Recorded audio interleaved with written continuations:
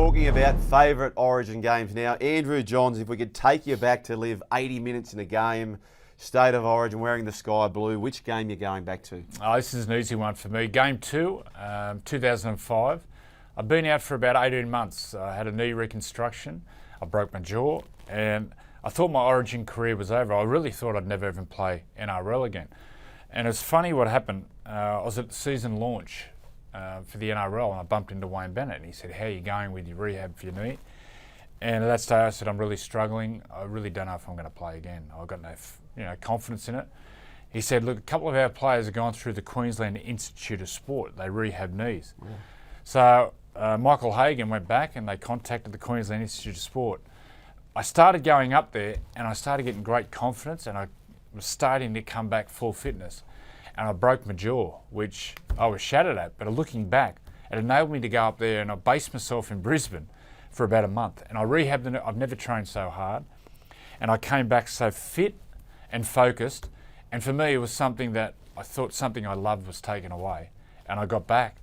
And after 2 games, Trent Barrett went down at training, the last session, one of the last sessions, and I got to come back in.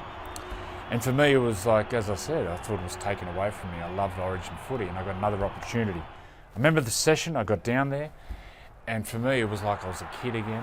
And Ricky Stewart talks about the way I lifted the mood at training.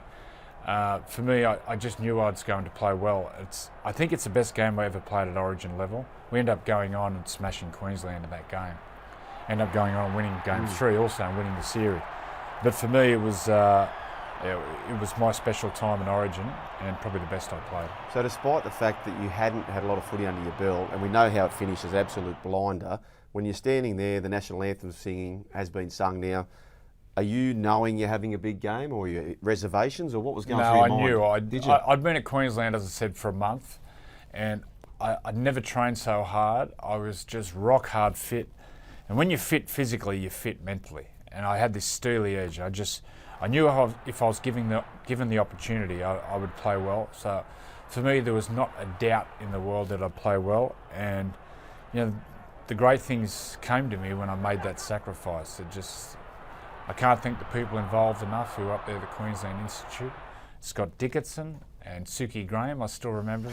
They flogged me like I wouldn't believe. Yeah, good. But the ironic thing is the Queensland Institute of Sport got me back to playing Origin. So thank you, Queensland. And about the injuries, they say sometimes the best gifts come badly wrapped, and there is a great example there. The chapter of the book, 2005, Game 2, Andrew Johns stars.